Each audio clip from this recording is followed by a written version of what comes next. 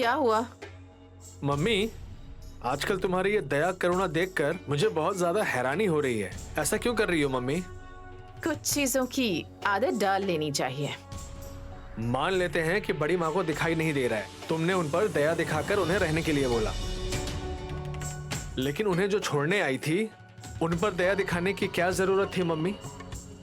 वेदा पुट्टम्मा जब यहाँ आई तो इसके पीछे जरूर कोई कारण होगा वल्लभ, लेकिन उसके साथ जो आई है वो किसी मकसद से आई है, ऐसा मुझे शक हो रहा है।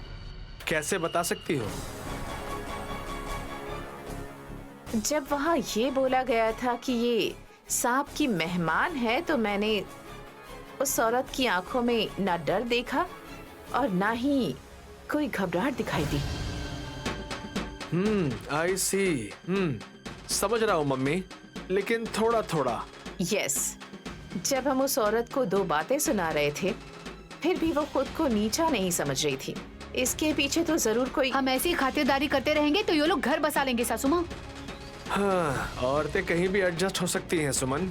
वो सब मैं नहीं जानती जेठ जी, लेकिन बड़ी माँ को इस घर से मैं कुछ भी करके निकालूंगी। लेकिन उनके साथ जो आई उनको इस घर से निकालने की जिम्मेदारी आपकी। हाँ, मम्मी अब जल्दबाजी नहीं करने के लिए कह रही है। क्यों सासू माँ? बताती हूँ।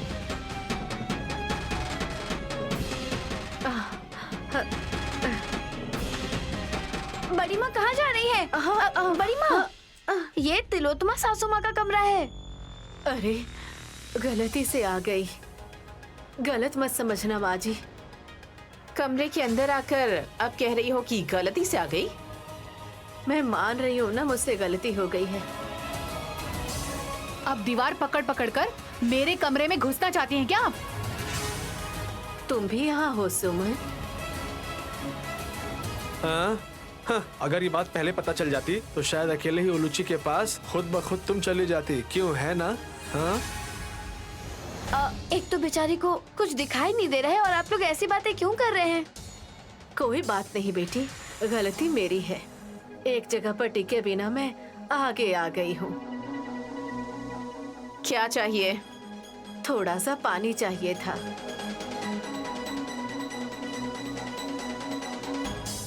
तो मुझसे मांगा करिए बड़ी माँ।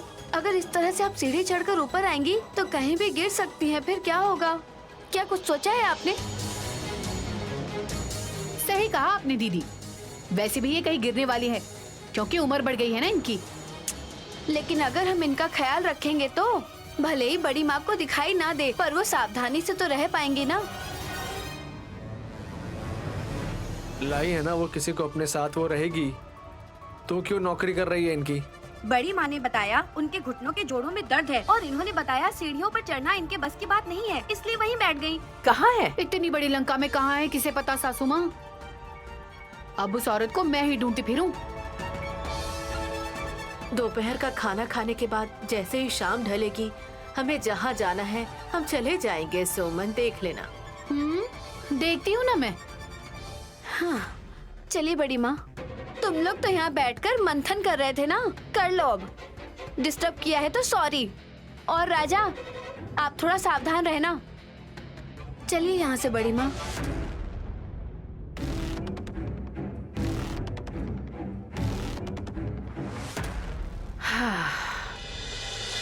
ब्रो, एस्टिमेशन से क्या लग रहा है? हमारा कंपनी के प्रॉफिट मार्जिन निकाल देने से 80 करोड़ का घाटा होगा। इसकी बढ़ोतरी करने के लिए हमें थोड़ी सी तो मेहनत करनी पड़ेगी। सही कहा, हमारे प्रोडक्ट को क्लिक करने के लिए थोड़ा बहुत तो रिस्क लेना ही पड़ेगा। अगर आप लोग एग्री हैं तो प्रोसीड करते हैं।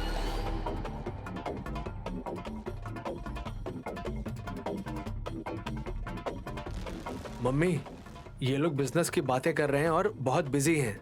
अब अगर तुमने रिस्क लिया तो सबके सामने फूल बन जाओगी। उस ग्लास को यहाँ रखो।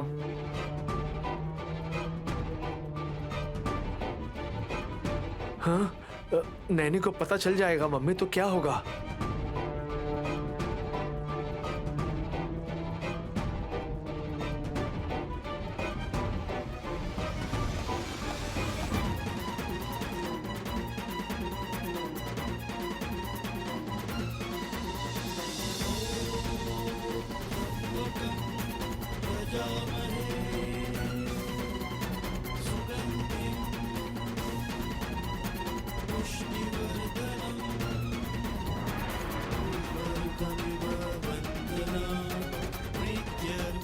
अगर किसी पर आपदा आने वाली होती है तो नैनी को पहले पता चल जाता है। इसीलिए तो 2 कप में जहर मिलाकर आई बड़ी माँ। ये कप से तिलोत्तमा पिएगी, मगर वो कप किसके लिए? मेरे लिए। मम्मी एक बार फिर सोच लो। मेरा जो शक है उस पर से पर्दा हटाने के लिए मुझे हिम्मत दिखानी पड़ेगी वल्लभ। अगर मेरे हाथ में जूस का ग्लास दोगी तो कहीं गलती से पीकर मैं ऊपर न चला जाऊं। तुम ही पकड़ो मम्मी। किस पल क्या हो सकता है ये किसको पता है। विधि के विधान को भला कौन बदल सकता है। कौन बदल सकता है भाई, कौन बदल सकता है। ये हिम्मत दोपहर के कौन- खाने से पेट नहीं भरा है क्या? तुम्हें और खाना चाहिए क्या? ऐसे गला क्यों फाड़ रहे हो तुम? वो इतना अच्छा गाता है, तुम गुस्सा क्यों कर रही हो? इस लंबी माता को मेहमानों का सत्कार करना शायद पसंद नहीं है।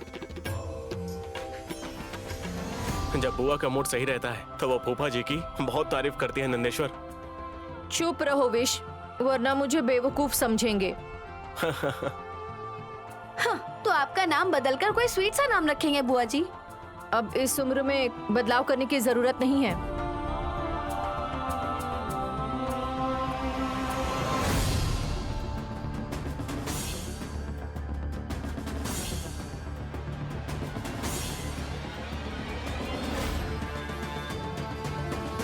कॉफी ले लो बेटा।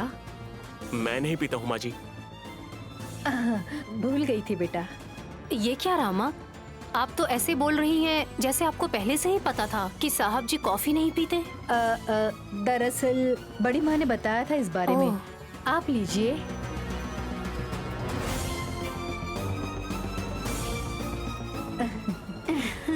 थैंक्स।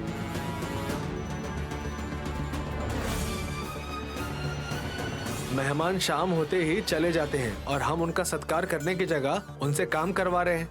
क्योंकि रामा लाजवाब कॉफी बनाती हैं, इसीलिए भाभी ने इनको बनाने के लिए बोला है। ये लो बेटा, लीजिए माँ जी।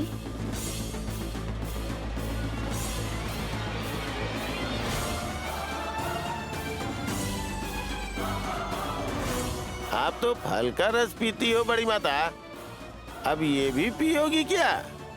मेरे लिए कॉफी लेकर आई है रंगम्मा, तो इन्हें फल का रस तो दे ही सकती हूँ।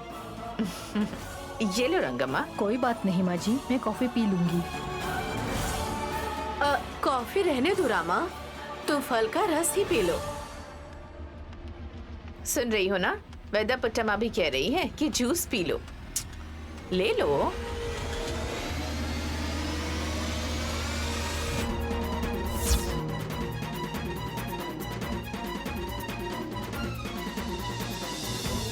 रंगा माँ तिलोत्तमा को जहर देकर मारना चाहती है और खुद भी मरना चाहती है, इसलिए उनके कप में जहर मिलाकर लाई है।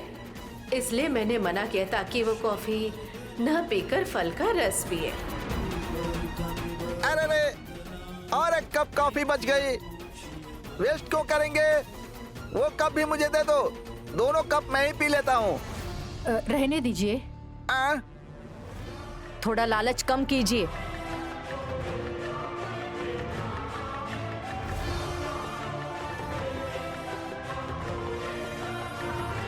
क्या बात है मम्मी, नैनी कोई डाउट ना करे इसलिए साइलेंटली कॉफी पी रही है। यही तो मैं भी समझ नहीं पा रही हूँ। खैर जो भी हो, ये जब जूस पिएगी तो उसके बाद ही कॉफी पीऊंगी। आप क्यों कुछ नहीं पी रही हैं बड़ी माँ? बड़ी माँ कॉफी नहीं पीती ना दीदी। साहब तो सिर्फ दूध पीते हैं ना।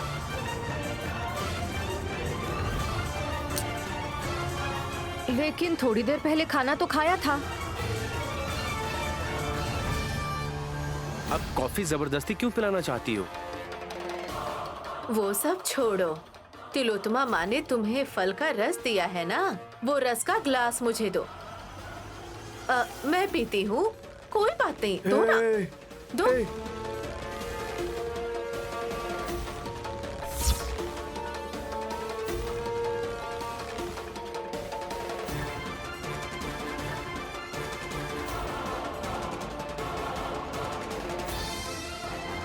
मम्मी सब उल्टा पड़ गया, देखो क्या हो गया।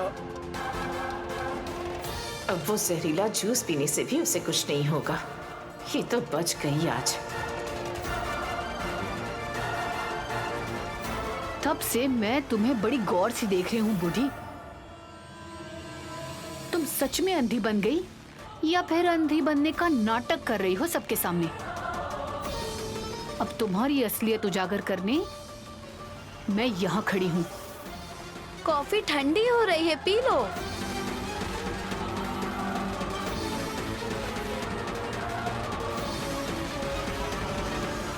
सुमन उलूची को लेकर वही खड़ी खड़ी क्यों देख रही है?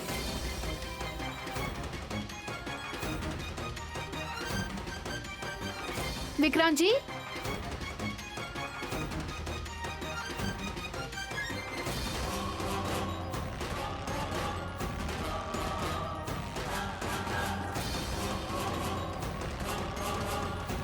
थोड़ी देर के लिए उलूची को अपने पास रखिए, मुझे थोड़ा काम है। तुम्हें ये पता है ना अच्छे से, जो मुझे नहीं पसंद मैं नहीं करता हूँ।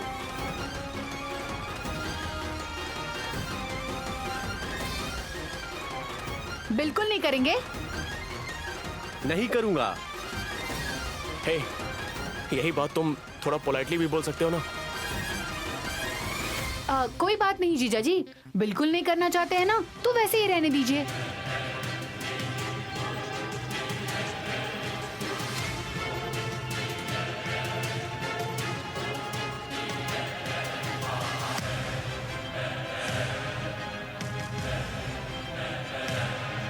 उलूची, हाँ, उलूची।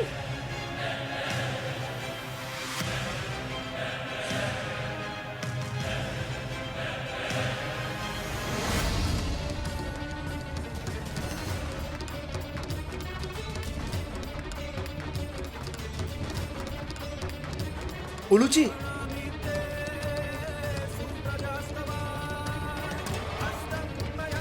उलूची नहीं है। डर के मारे हमारी जान ही निकल गई थी। ये क्या हरकतें हैं? कुछ हो जाता तो? आप सबको सच पता चले इसीलिए ऐसा किया मैंने। कैसा सच? ये जो बड़ी माँ है इन्हें सब कुछ दिखाई देता है, फिर भी इस घर में अंधी बनकर आई हैं ये।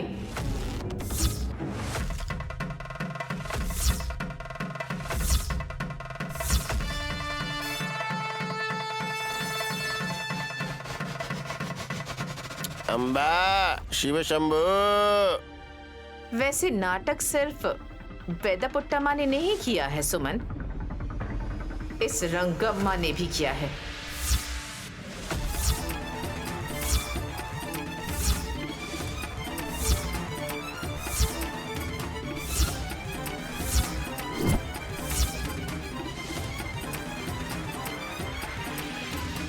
रमण या रंगम्मा, दोनों नाम इसी के हैं।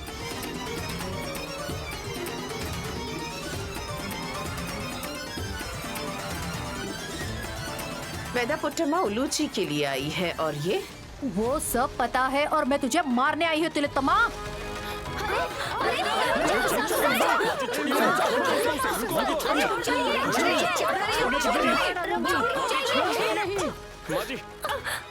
साहब जी। अरे भाभी, भाभी। अरे अरे, नहीं नहीं। ए, क्या कर रही है? आज मैं तुझे मार ही डालूंगी। छोड़ दीजिए। तिलोत्तमा माँ की जान लेने का अधिकार आपको नहीं है।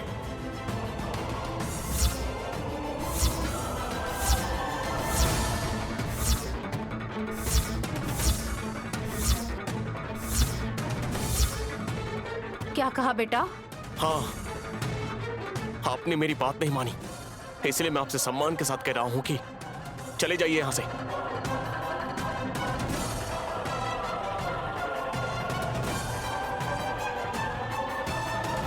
जो मेरी हत्या करने के लिए आई है उसे तुम जाने के लिए कह रहे हो विशाल?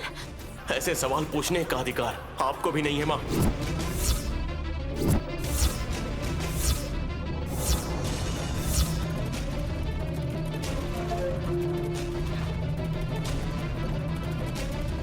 विशाल, माँ, इस बारे में बातें उठाओगी तो घर में और झगड़ा होगा। अब दया करके इस मामले को यहीं पर खत्म कीजिए। बड़ी माँ, जब साहब जी कह रहे हैं तो यहाँ पर मत रुकिए, जाइए यहाँ से।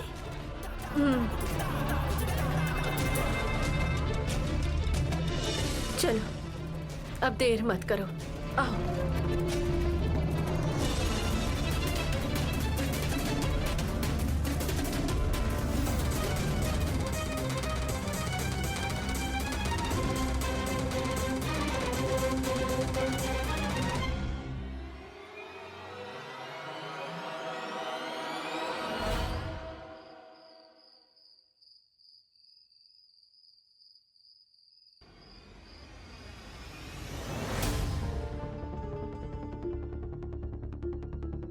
नहीं, ये इम्पोर्टेंट फाइल है। मैंने कुछ नहीं किया साहब जी, बस क्लोज किया है। मुझसे बात करने के बाद ही अब आप फाइल देखेंगे। अर्जेंट है क्या? बात जरूरी है तभी तो आपसे फाइल छीनकर मैंने इस तरह से फाइल बंद कर दी है। मैडम जी आज इतना सीरियस क्यों लग रही है?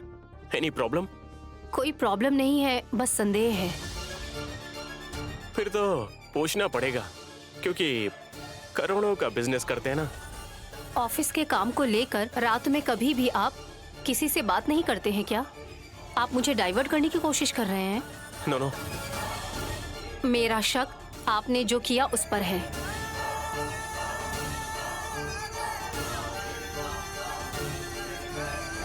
नैनी, और थोड़ा विस्तार से बताओगी? जब तिलोत्तमा सासू माँ को रमा मारने की कोशिश कर रही थी तब आपने क्यों रोका? ये कैसा सवाल है नैनी? वो माँ को मारेंगी तो मैं खड़ा खड़ा देखता रहूंगा क्या? ओह, जिस माँ ने परवरिश की है उन पर कोई मक्खी भी ना बैठे तो अब हर मक्खी को भी रोकेंगे क्या? लेकिन जिसने आपकी सगी माँ को मारा उनकी रक्षा क्यों कर रहे हैं? नैनी, उन्होंने मेरी माँ को मारा, तुम्हें कैसे पता? क्योंकि माँ जी की सेहत तो ठीक है। जब वो किसी काम से लक्ष्मीपुर गई थी, जब लौट कर आई तो एक शव बनकर आई थी। किसी शत्रु ने ही उनकी हत्या की सिवाय आपके। समझ गए ना? तो ऐसी बात है। आप भले ही गायत्री माँ जी को लेकर लाइटली हो गए हों, लेकिन मैं अभी भी बहुत सीरियस हूँ साहब जी। जब टाइम आएगा तब मुझे जो करना होगा मैं करूँगी। क्या क्या करोगी? वो तब बताऊंगी, लेकिन अब आप मुझे बताइए कि आपने रामा को क्यों रोका था और आपने उन्हें जाने के लिए क्यों बोला? कौन से सवाल का जवाब चाहिए नैनी? दोनों सवालों का। रामा तिलोत्तमा माँ की हत्या क्यों करना चाहती थी और उनके बीच ऐसी क्या दुश्मनी है, ये शायद किसी को ठीक से नहीं पता। तो आंखों के सामने ऐसा होते हुए देखकर मैं क्या ही कर सकता था? शायद आपके लिए कोई खतरा हो सकता था, पर मुझे ऐसा कुछ नहीं लगा। ऐसा क्यों नैनी? सबकी अपनी अपनी राय होती है साहब जी। अब दूसरे सवाल का जवाब दीजिए आप। मैंने रमन्ना को इसलिए जाने दिया ताकि तिलोत्तमा माँ और उनकी बीच की लड़ाई कुछ ज्यादा ही ना बढ़ जाए। गायत्री माँ जी के स्टेटमेंट में वॉचमैन वीरनाथ की पत्नी रामा और अचानक से उनके पति का लापता होना, उसके पीछे की वजह तिलोत्तमा सासू माँ हो सकती है। शायद इसीलिए रामा ने उन पर हमला किया। वीरनाथ को लापता हुए बहुत साल बीत गए, वो अभी तक वापस नहीं आए। कुछ पता नहीं है कि वो जिंदा है कि नहीं, लेकिन रामा की मांग में अभी भी सिंदूर है और हाथों में अभी भी चूड़ियां पहनी उन्होंने। बात तो सच है। इसका मतलब रामा माँ जी कोई ना कोई रहस्य जरूर छुपा रही है नैनी। इसीलिए मैंने उन्हें जाने को बोला। अब उनके जाने के बाद हम उन्हें फॉलो करके पता लगा सकते हैं। मैं समझ गई साहब जी।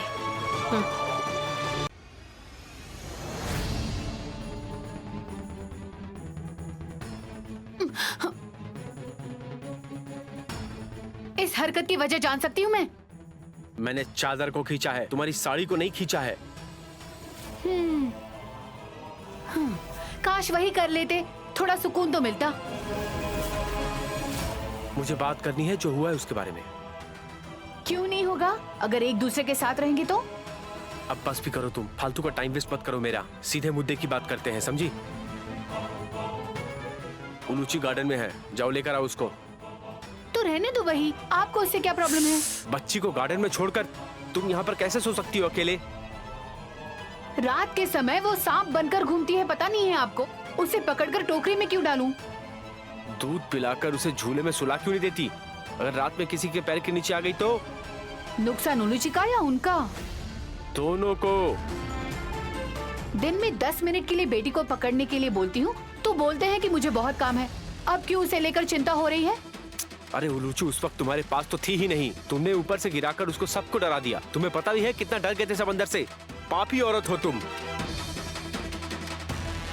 चोरनी की तरह ही उस बड़ी माँ को और रंगम माँ को तो कुछ बोल नहीं पाया आप। मुझे बड़ा सुनाने के लिए रेडी रहते हैं। उन्हें बोलने के लिए मुंह नहीं खुलता ना आपका। वो लोग मेरे कोई शत्रु नहीं है। और मैं कौन हूँ आपकी? आपकी पत्नी नहीं हूँ बल्कि प्रेत हूँ, है ना? पता नहीं वो औरत कितने सालों से बदला लेना चाहती थी, इसीलिए आज आपकी माँ पर चाकू से हमला करने आई थी। विशाल जीजा जी ने पकड़ लिया, वरना आज बच गई, वरना सासू माँ को मार डालती वो। वो नहीं मरेगी। क्यों? वो इंसान नहीं है? अब मैं क्या कहूँ? जब अपनी सगी माँ के बारे में आप ऐसा बोलते हैं तो आप मुझे क्या बोलेंगे? इसमें क्या हैरानी है? तुम मेरी माँ को बीच में क्यों ला रही हो? अगर आप जानते हैं तो मुझे बताइए ना विक्रांत जी, फिर मैं भी समझूंगी। शायद आपके ऐसे कहने के पीछे कोई मतलब जरूर है। अरे पागल, वायु यानी बेजुबान की अगर उसने हत्या की तो कैसा लगता है तुझे पता भी है? वो तुम्हें कुछ नहीं करेगी या मुझे कुछ नहीं करेगी, इसकी गारंटी है तुम्हारे पास? अंधविश्वास करना बंद करो अब। आप पर विश्वास कर कर इस घर में रहकर मैंने क्या हासिल किया बताइए? सुख तो नहीं है और ना ही संपत्ति भी है, और खुशियाँ वो तो मेरी जिंदगी में नहीं है, तो मेरे भविष्य का क्या मतलब है बताइए ना? मेरी माँ की तरफदारी करने से कोई फायदा नहीं होने वाला है। अच्छे लोगों के साथ हाथ मिलाकर गटर में रहने से अच्छा है बुरे लोगों के साथ हाथ मिलाकर कम से कम एक आलीशान जिंदगी तो जिए। जब हैसियत और औकात नहीं होती है ना तो आशा नहीं करनी चाहिए। एक बात हमेशा याद रखो, अपनी परेशानियों को नेवता मत दो तुम, समझी?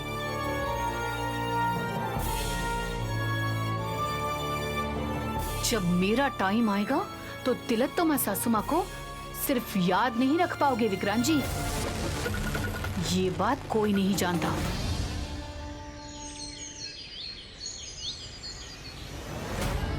नमस्कार गुरुजी। ए दूर उठो।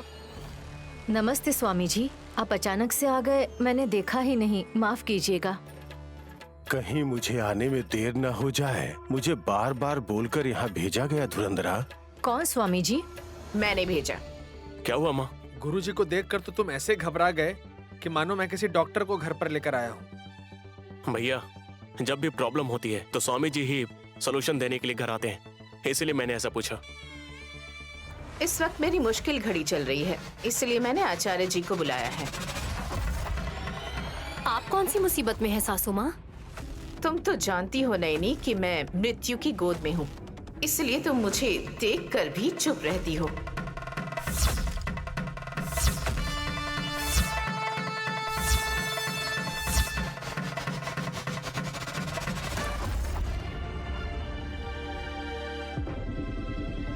माँ, नैनी पर इल्जाम क्यों लगा रही हो? सच है इसलिए। कैसा सच? परसों उस औरत ने मेरी माँ पर चाकू से हमला किया था। उस दिन अगर जरा सी गलती हो जाती तो चाकू सीधा मेरे माँ के पेट में घुसता। लेकिन ऐसा ना हो इसीलिए तो साहब जी ने रोका था उन्हें। जीजा जी हीरो है, ये बात हम जानते हैं दीदी, लेकिन सासू माँ के लिए विलन तुम हो। सुमन, गुस्सा दिलाने वाली बात मत करो। उसने सही कहा, और तुम चाहती हो कि मेरी मौत कभी भी हो जाए, इसलिए खतरे को जानकर भी चुप रहती हो। अगर आपकी मुश्किल घड़ी है तो भाभी का नैनी के ऊपर इल्जाम लगाना ठीक नहीं है। आप कहना क्या चाहते हैं फूफा जी? जब मेरी मम्मी जिंदगी और मौत से जूझेगी तब मैं बोलूंगा ये अन्याय है, ये अपराध है, ऐसा चिल्लाऊंगा क्या?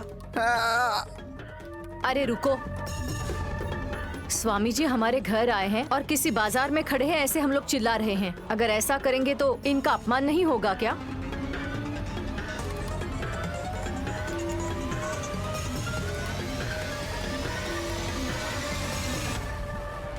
अगर मेरी दीदी जरा सा भी संकेत सासू माँ को देती कि सासू माँ आपके जीवन को लेकर कोई खतरा है, तो हम इस पर कोई इल्जाम तो नहीं ना डालते।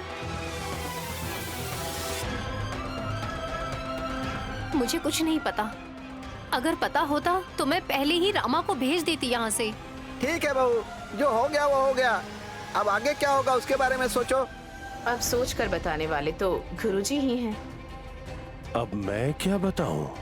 जरा मेरी कुंडली देखिए गुरुजी, क्या मेरी जिंदगी पर सच में मृत्यु का कोई खतरा है? अगर है तो बता दीजिए, मैं सावधान रहूंगी। अगर आप वाकई में मरने वाली होती ना तो पहले ही हमारी बहन हिंट दे देती। हे, कोई जरूरत नहीं है। अरे हम लोग जानते हैं कि तुम लोग कभी भी हमारा पक्ष नहीं लेते हो। नैनी तो सभी की रक्षा करती है, लेकिन जब मेरी जान पर आई तो ये बिना कुछ बताए खामोश ही खड़ी रही। जब आपको मुझ पर विश्वास ही नहीं है तो मैं अगर जबरदस्ती आपको विश्वास दिलाने की कोशिश करूंगी तो भी आपको शक रहेगा सासू माँ।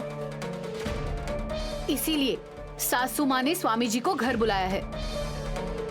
चलिए ठीक है गुरुजी, वैसे बताइए हमारी सासू माँ कब मरने वाली है? ये कैसा सवाल पूछ रही हो? अच्छा जी, अब आप पूछिए, देखती हूँ कैसे पूछती है। गुरुजी, क्या सच में मृत्यु का दोष मंडरा रहा है? माँ, भाभी ने जो सवाल पूछा और आपने जो सवाल पूछा, दोनों में फर्क क्या है? एक ही तो है ना। मरने के बारे में क्लासिकली पूछ लीजिए, मरना तो आपको पूरी तरह से है ही, इतना याद रखिएगा।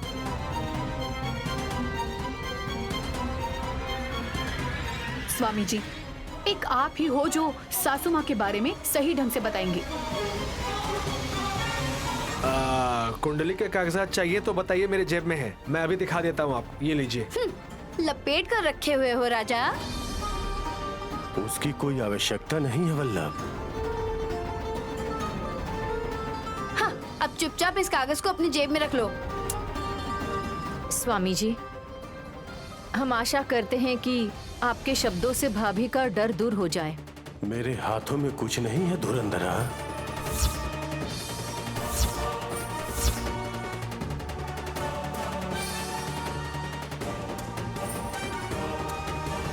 सब कुछ उस विधि के लेख में छुपा हुआ है। भाभी की परिस्थितियों के बारे में भी बताइए स्वामी जी। नैनी, नागपुर से जो संदूक लाई थी, जरा उसे लेकर यहाँ रखो। साहब जी, मैं लाता हूँ नैनी।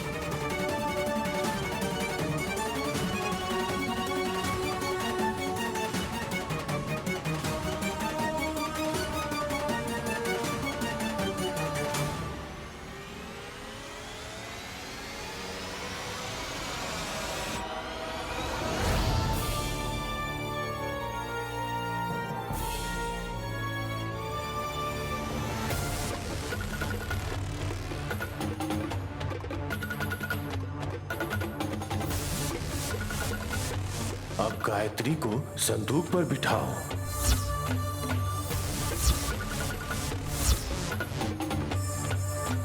बेटी को? हाँ। फिर उसके हाथ में सीपिया दे दो। उसके पास जो अंक आएगा, उस अंक के हिसाब से ताल पत्र को देख के पता लगा सकते हैं कि तिलोत्मा पर मृत्यु का दोष है या नहीं।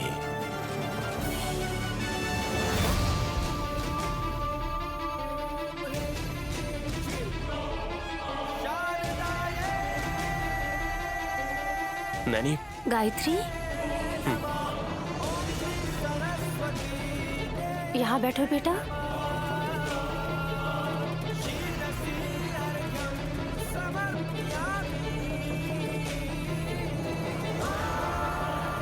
गुरुजी, मेरा एक डाउट है, ये बच्ची क्यों सीपिया गिराएगी? सही प्रश्न पूछा वल्लभ। दाएं हाथ में नाग रेखा तुम्हारी बड़ी माँ गायत्री देवी के हाथ में भी था। उसके बाद इस गायत्री के हाथ में ये सर्प रेखा है।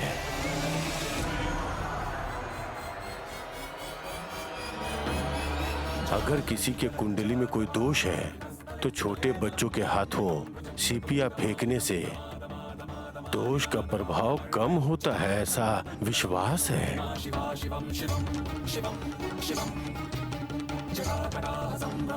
मैं समझ गई गुरुजी। आप जैसा करना चाहते हैं कीजिए, शुरू कीजिए। गायत्री, सीपिया फेंको बेटी। यहाँ पर डालो बेटी।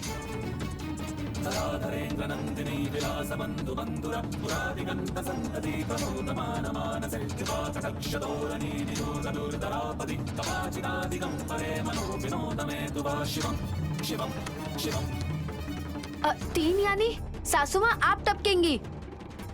Shut up. अब ये तो तय हो चुका सासू माँ, अब इसे कोई बदल नहीं सकता है। डराइए मत दीदी, स्वामी जी क्या कहते हैं सुनते हैं।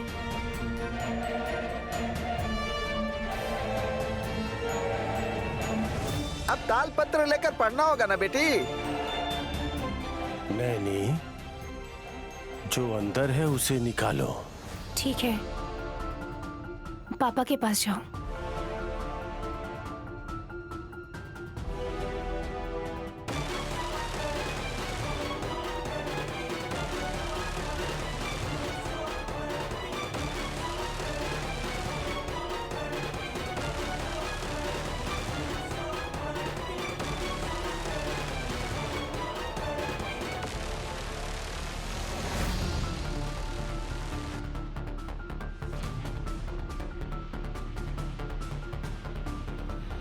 उसे निकाल तो लेंगे, लेकिन ये बात तो आपने कही थी कि ये पत्र कोई इंसान नहीं पढ़ सकता। हाँ,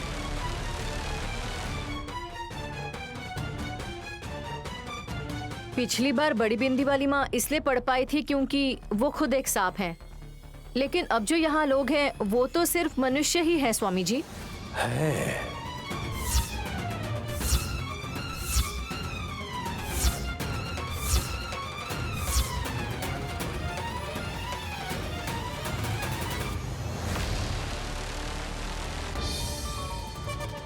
अरे बाप रे, कहीं कोई सच में मरकर भूत प्रेत बनकर हमारे आसपास तो नहीं है ना दूर। आप ऐसे डर जाएंगे तो कैसे चलेगा। किसी को भी घबराने की जरूरत नहीं है फूफा जी। स्वामी जी की बातों का कोई मतलब तो जरूर होगा।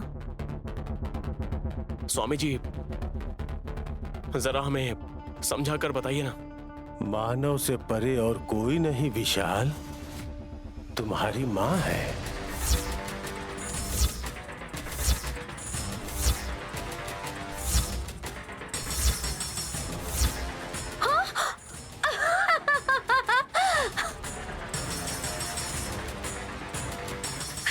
मुझे लगा ही था, तिलोत्तमा सासू माँ इंसान नहीं, एक राक्षसनी है, ब्रह्म राक्षसनी है ना। तुम्हारे दांत तोड़ रुक दूंगी जाइए मैं। सासू माँ, रुक जाइए। दीदी, स्वामी जी जो कह रहे हैं तिलोत्तमा सासू माँ के बारे में नहीं कह रहे हैं, जन्म लेने वाली गायत्री माँ जी के बारे में।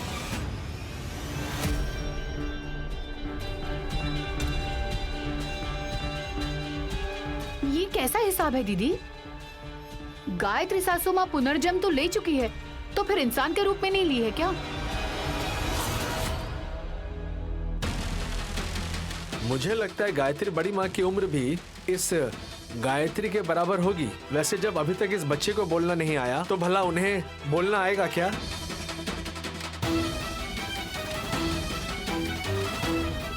गुरुजी की बातों का रहस्य जान सकती हूँ। इसमें कोई रहस्य नहीं है तिलोत्तमा। उस ताल पत्र में लिखी उस विधि के लेख को पढ़ने के लिए ये सिर्फ गायत्री की वजह से ही संभव है।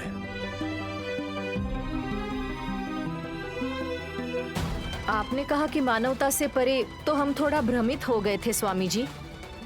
इस परीक्षा का समाधान कैसे होगा, ये आप ही हम लोगों को बताइए ना स्वामी जी। जाकर गायत्री देवी को ले आओ।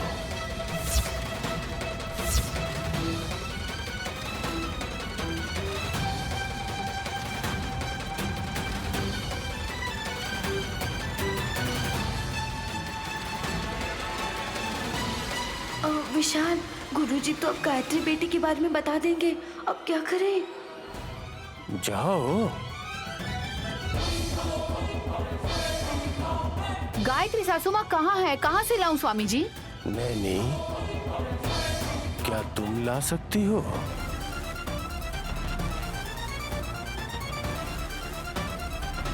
हाँ, देती हूँ स्वामी जी।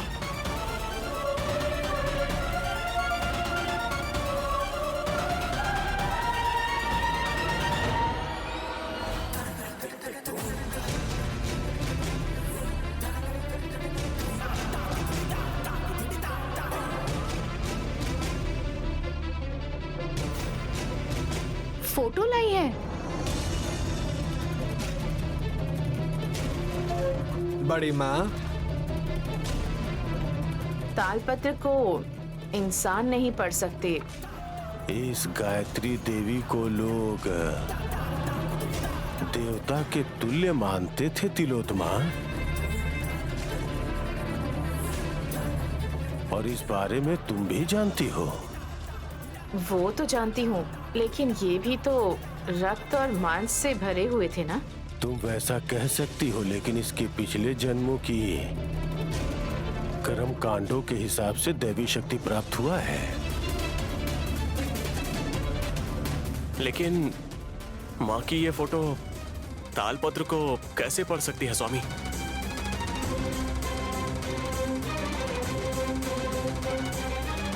ये संभव है क्या? नैनी, उस चित्र को इस दिशा में पकड़ो।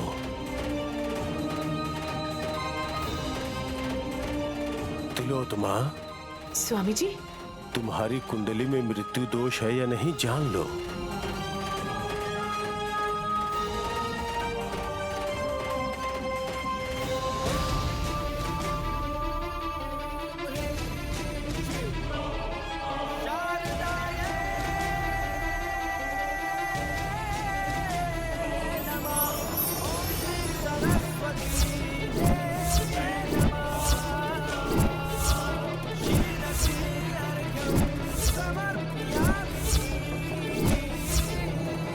अगर तुम अपने मृत्यु से बचना चाहती हो तो सर्प देवी शरणम नियम।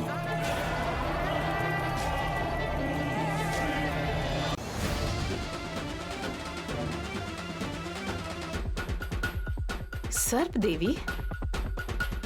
मम्मी, अब ये कहाँ है? हाँ, वो सवाल बाद में पूछ लेना। कल तो आपकी मम्मी को वैकुंठ रस्तु प्राप्ति है। ऐसा कभी नहीं हो सकता।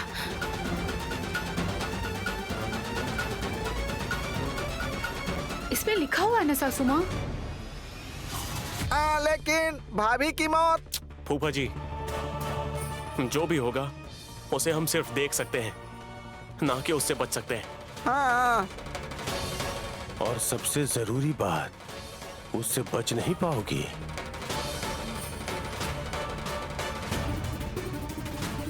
गुरुजी, गुरुजी,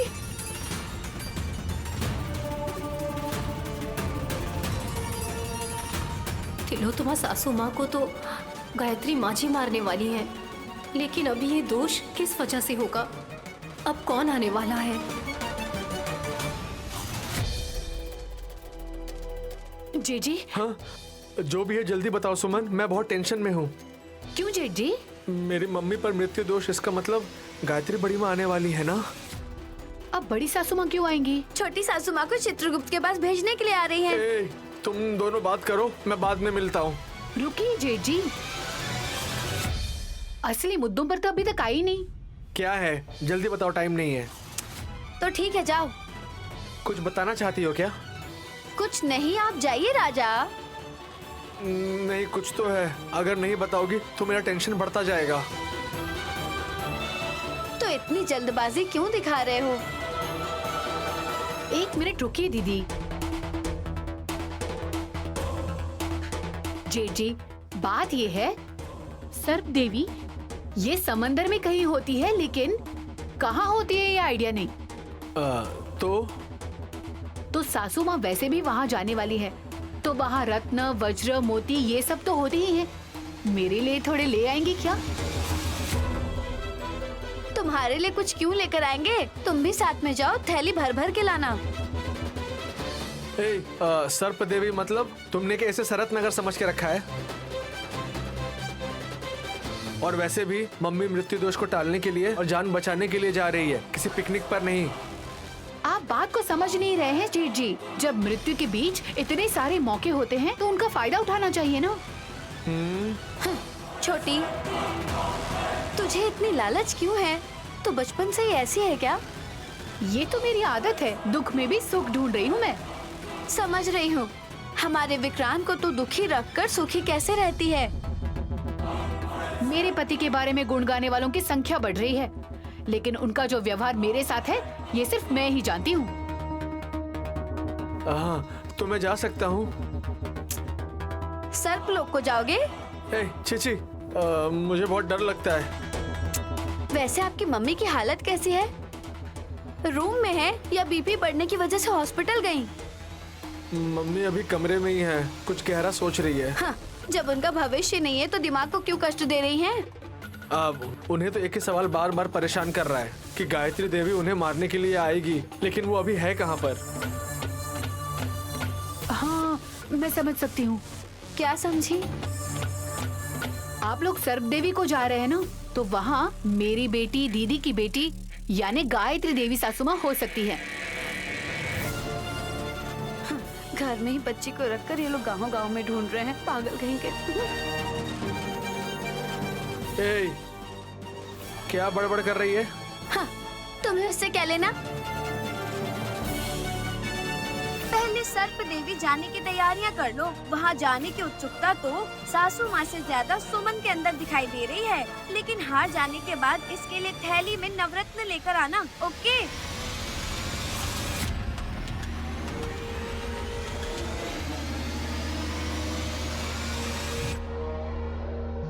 नैनी, नैनी, मैं जो सवाल पूछूंगा उसका जवाब ही देना, स्माइल मत करना। पूछिए। जब स्वामी जी कह रहे थे कि गायत्री देवी जी को लाओ, तो माँ की तस्वीर लाने का आइडिया तुम्हें कैसे आया? पिछले 1.5 सालों से माँ जी को हम लोग ढूंढ रहे हैं, लेकिन वो मिली ही नहीं। और इस बारे में स्वामी जी जानते हुए जब ये बोले कि गायत्री को लेकर आओ, तो मुझे लगा फोटो ही ले जानी चाहिए थी। ये तुम्हारा सम्मान है मेरी माँ के लिए, इसीलिए तुमने ऐसा सोचा नहीं। लेकिन इतना सोचने के बावजूद भी तिलोत्तमा सासू माँ पर कौन सा दोष है, इसका अंत नहीं पकड़ पा रही हूँ साहब जी। अगर तिलोत्तमा माँ सर्प देवी को नहीं गई तो वो जिंदा नहीं बचने वाली है नैनी। नुकसान क्या होने वाला है साहब जी? अगर ये जान जाते तो उन्हें बचा पाते हम। अगर गायत्री सासू माँ घर वापस आई होती तो सासू माँ को ये पता चल जाता कि उनके साथ क्या होने वाला है। ऐसे कैसे नैनी? मेरी माँ किसी को जिंदगी और मौत के बीच कभी नहीं डाल सकती। लेकिन तिलोत्तमा सासू माँ को बिल्कुल भी नहीं बख्शेंगी। उस राक्षसी को मारने के लिए ही तो गायत्री सासू माँ ने पुनर्जन्म लिया है। लेकिन अभी कहाँ होंगी वो अभी तक यहाँ नहीं आई हैं, वरना वो तिलोत्तमा सासू माँ को कब का नर्क भेज चुकी होती। क्या सोच रही हो नैनी? सर्प देवी के बारे में बचपन में हमारे दादाजी बताया करते थे कि वहाँ जो भी जाता है वो जिंदा कभी वापस नहीं आ पाता। What? हाँ साहब जी। तो जब ऐसी बात है तो वहाँ जाने के बाद वो वापस नहीं लौटेंगी, तो तिलोत्तमा माँ को स्वामी जी ने ये बात बताई क्यों नहीं?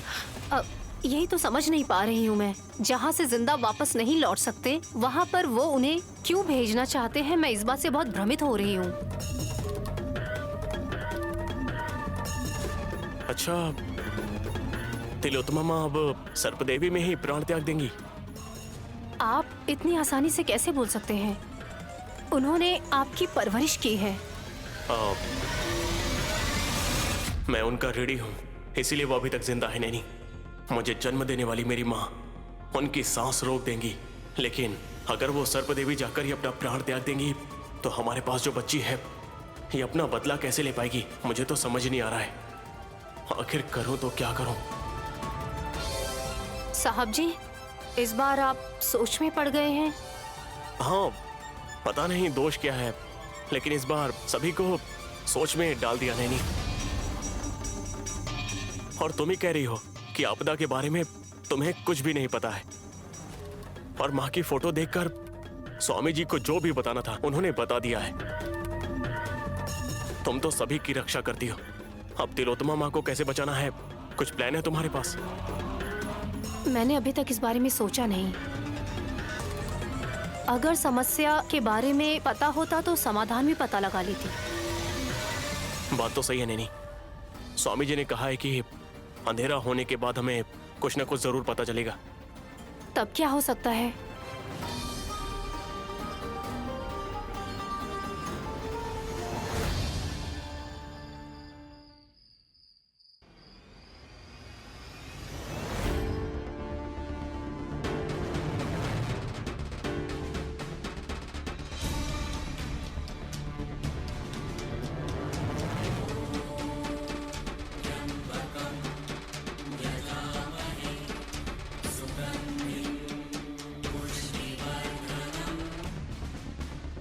माँ, तुम दयावान हो माँ। मैंने क्या पाप किया है तुम सब कुछ जानती हो। मेरी अंतिम सांसें तो गायत्री दीदी के हाथों ही समाप्त होने वाली हैं और उन्हें इसके लिए यहाँ स्वयं आना पड़ेगा। लेकिन गुरुजी ने कहा कि मेरे पास 24 घंटे हैं। जब उन्होंने ऐसा कहा तो ये जरूर होकर ही रहेगा। इस आपदा से आप ही मुझे बचाइए माँ।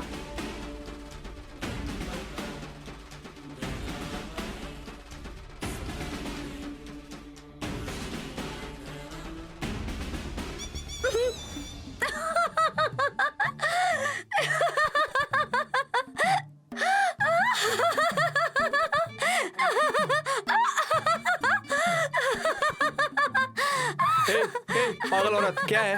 इतनी जोर जोर से क्यों हंस रही है? दीदी, क्या हुआ दीदी? लगता है पागल हो गई है। मैं नहीं, तिलोत्तमा सासू माँ हो गई है।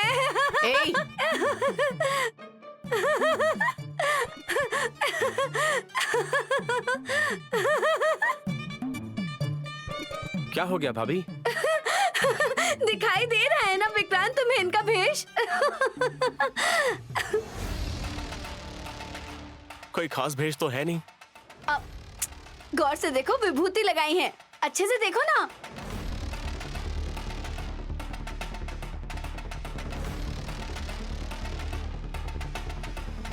पिछले कई दशकों से ये रोज माँ की पूजा करने बैठी, विभूति लगाने की वजह से हासिनी हंसी का शिकार बन गई।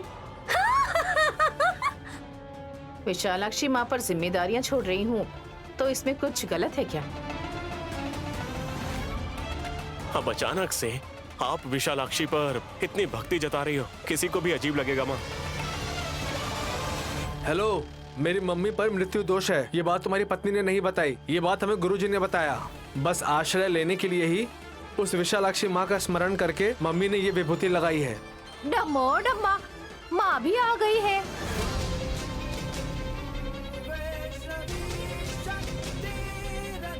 विशालाक्षी, तुम तो इतने दिनों से नहीं आ रही थी, अचानक से रात में क्यों आई हो? कोई मुझे अपने शुद्ध मन से मुझे पुकार रही थी माँ।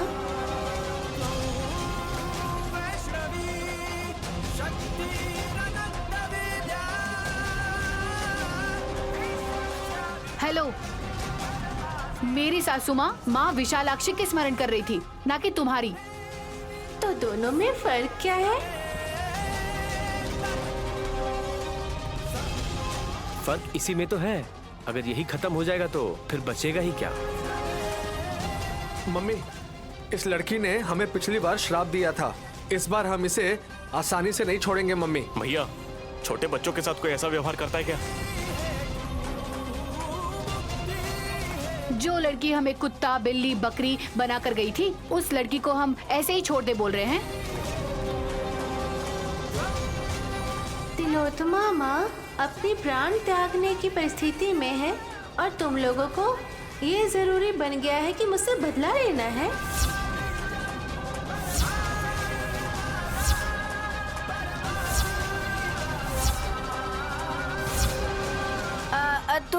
बारे में कैसे जानती हो विशालाक्षी कि हमारी सासू माँ मरने वाली है? अब तक दरवाजे के बाहर खड़ी खड़ी हमारी सारी बातें सुन रही थी। मैंने सिर्फ इतना ही सुना है कि तुम्हारी सासू माँ पर मृत्यु दोष है और तुम लोग घबराए हुए हो। लेकिन गायत्री के हाथ में जो सर्प रेखा है उसके बारे में और गुरुजी ने जो तुम लोगों को सर्प देवी के बारे में बताया, इस बारे में बातें नहीं की अभी।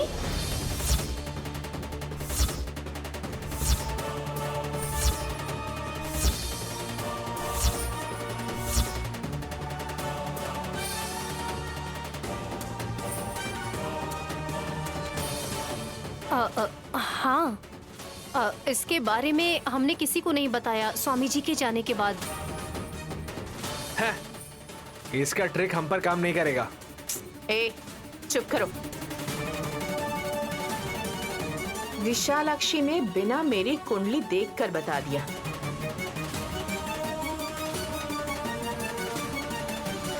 इसके अलावा मैं किसी दूसरे से जान नहीं सकती कि मुझ पर कैसा मृत्यु दोष आएगा, कौन सा खतरा मंडरा रहा है। मम्मी, तो आज जाकर आप विशालाक्षी पर विश्वास जता रही हो माँ? माँ का स्मरण किया इसलिए माँ आ गई। विशालाक्षी जल्दी बता दो इनको, हमारी सासू माँ टपकने वाली है। तू ऐसे कैसे बोल सकती मेरी मम्मी को? वो क्या गांव में घूमने जा रही है? गुरुजी ने बोला यही विधि का लेख है, तो अब नाथगंज के बारे में सोचकर आपको क्या फायदा मिलेगा राजा? अगर सडनली ये मर गई तो जब का तब तैयारियां करना हमारे लिए कितना मुश्किल भरा काम होगा। ए, तुम चुप करो। तुम्हारी बात सुनकर मुझे दिल का दौरा पड़ सकता है।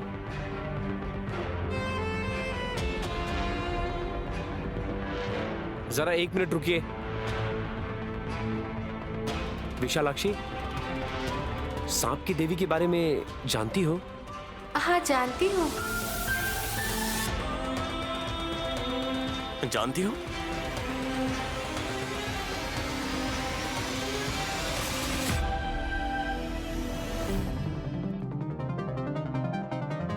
कहाँ है?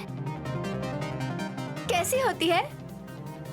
बड़ी माँ, ऐसा इच्छा मत करो कि सर्प देवी को देखना चाहती हो।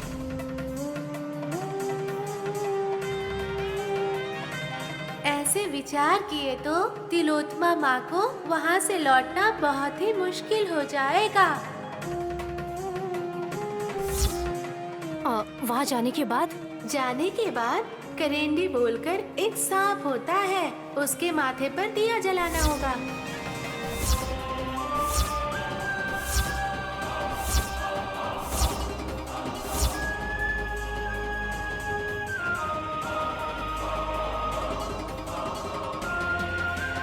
कौन बेटी?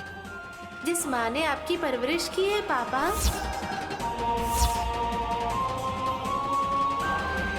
सांप के सिर पर दिया जलाना होगा।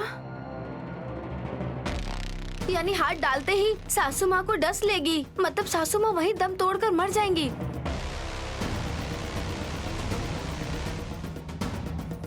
तो इसलिए भेजना चाहती है? अगर ये नहीं गई तो आज रात इसी घर में अपने प्राण त्याग देगी। कोई दिक्कत तो नहीं होगा ना?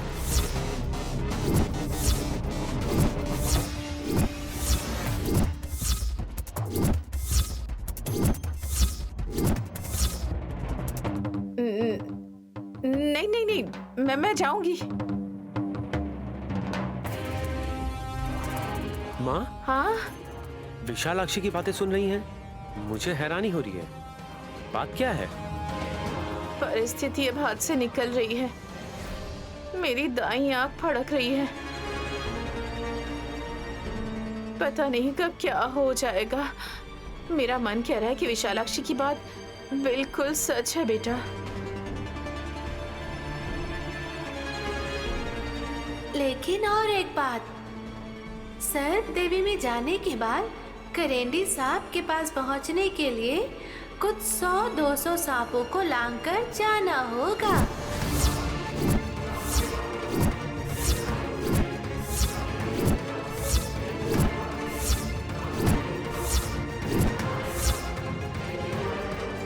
एक सांप को लांघना मुश्किल की बात है, 100-200 सांप लांगना। दृढ़ संकल्प से हम कुछ भी हासिल कर सकते हैं। पूरी हिम्मत के साथ आगे कदम बढ़ाना होगा। माँ को स्मरण करते हुए जाना है।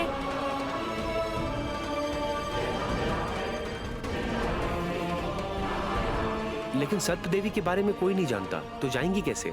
चंद्रोदय हो गया है ना, अब बाहर जाएंगे तो रास्ता टिक जाएगा। विशालाक्षी, विशालाक्षी, अब क्या होगा? पूरी बात बिना बताए चली गई।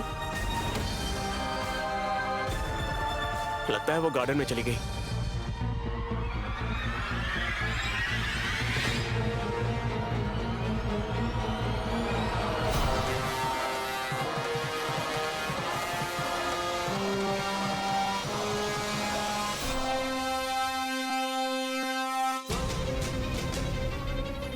विशालाक्षी, क्या देख रही हो बेटा? माँ, देख रही हूँ कि इस चांद की रोशनी को ढकने के लिए कौन सा बादल बीच में आएगा।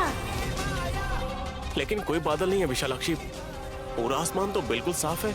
लेकिन सासू माँ का दिल तो बेचैन है ना, उन्हें सब जानना है।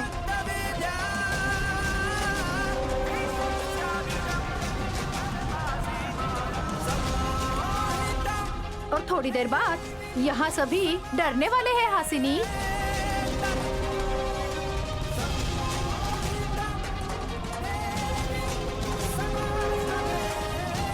लेकिन क्यों? कुछ अविश्वसनीय घटना घटने से कोई भी तो डरेगा ना पुत्र।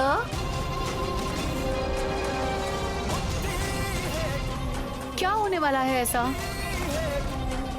अरे वो कह रही है ना कि कल्पना नहीं कर सकते।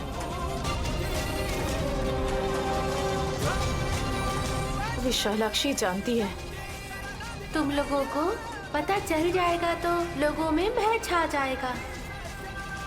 कोई बात नहीं बेटा। सर्प देवी में जाने का समय निर्धारित हो चुका है।